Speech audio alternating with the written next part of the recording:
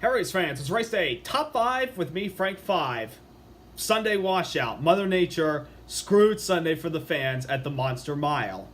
But beautiful weather today, fantastic racing, and a 12-year anniversary celebrated of the man who scored his first win on a Monday in a day where NASCAR lost one of its patriarchs of the sport.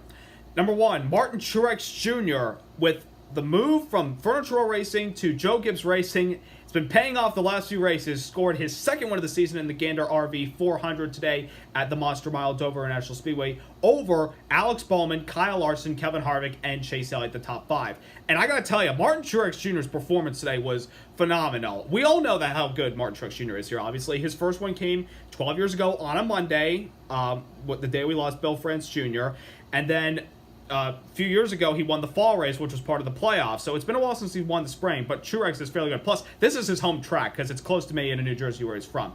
But it was not easy for Truex because he qualified 13th, but had to start in the rears because he failed pre-race tech on Sunday, and for that, his car chief was ejected. But he rocketed to the front. He got into the top 10, stayed there for a little bit, and then when Stage 2 came, he showed up. And when Stage 3 came, nobody could catch him. I mean, he was flat out dominant. I mean, him and Cole Pearn together at Gibbs is perfect. Even though they've been running these Gibbs cars the last few years at Furniture Row, being at the Joe Gibbs organization, I think, helps benefit the team. And they've been feeling the fire. They've been strong the last few weeks. Obviously, the win at Richmond, Truex' first short track. I mean, we don't really count Dover as a short track. It's just concrete canyon. It's a mile track. Short tracks are like shorter than a mile, like Bristol, Martinsville, Richmond, those tracks. But I mean, Truex and the team lately look like they're contenders for the championship.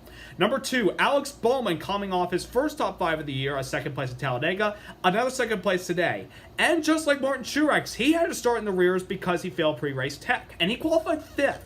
For Alex Bowman, who had not had a top 5 until last weekend at Talladega, to come into Dover and runs that strong and almost won the stage till he made a goof up on the last lap in the middle of turns 1 and 2 to come away with a second place finish, getting stage points and being a contender the entire day. I mean, it's just a matter of time. I think Alex Bowman can win a race this season, and I definitely have him in my playoff grid. I have all the Hendrick cars, and there's right now we got 2 of them in at the moment. Obviously, one's guaranteed. One's in, and then 2 of them on the outside. But Alex Bowman, who was pretty much the second best Hendrick car last year, is kind of resurged themselves so far the last few weeks. So good for Alex Bowman and good for the Grey Gods and the whole 88 team. Number 3, Kyle Larson, who really needed a good run because it's been atrocious for the 42 car this year. I mean, every single week, I mean, he's had at least a problem. Crash at Daytona, speeding penalty at Atlanta, penalty at Vegas because his crew member had a hand over the wall when there was a limited amount of people. Had a consistent run at ISM Raceway. Then he had problems later in the going as far as performance at Fontana and everything else, and flipped last week. We all know what happened. 3rd place today. Really needed this finish, and now he's back in the top 16. So good job, Kyle Larson. Number 4, the Chevys. We thought after last weekend that the Chevys would come in and perform strong, and they did. Bowman 2nd, Larson 3rd, Elliott 5th, and a couple of other Chevys, Byron, at times Jimmy Johnson. Chevys have seemed to make some steps the last few weeks, so hopefully it carries on and the letter going. So I'm with fingers crossed. And number 5, stage 2 ending. Oh my goodness gracious, we saw 3 or 4 guys together within about a second fighting for that stage win when stage points were crucial. It was just unbelievable. I thought it was really good racing out of all the guys. Truex, Bowman, Harvick, Elliott, those guys. It was just incredible racing for the later stretch of the race. Finally, to recap, Chase Elliott on the pole, off the win at Talladega. 5th place finish, led the most laps. Really good run today.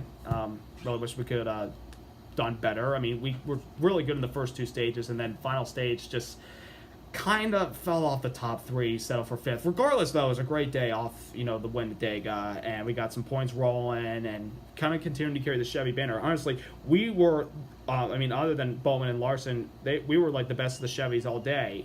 So great performance by the 9 team, and this is his best track off of the win here from the fall. Carried the momentum into this weekend. Chase Elliott and the Chevys are coming alive.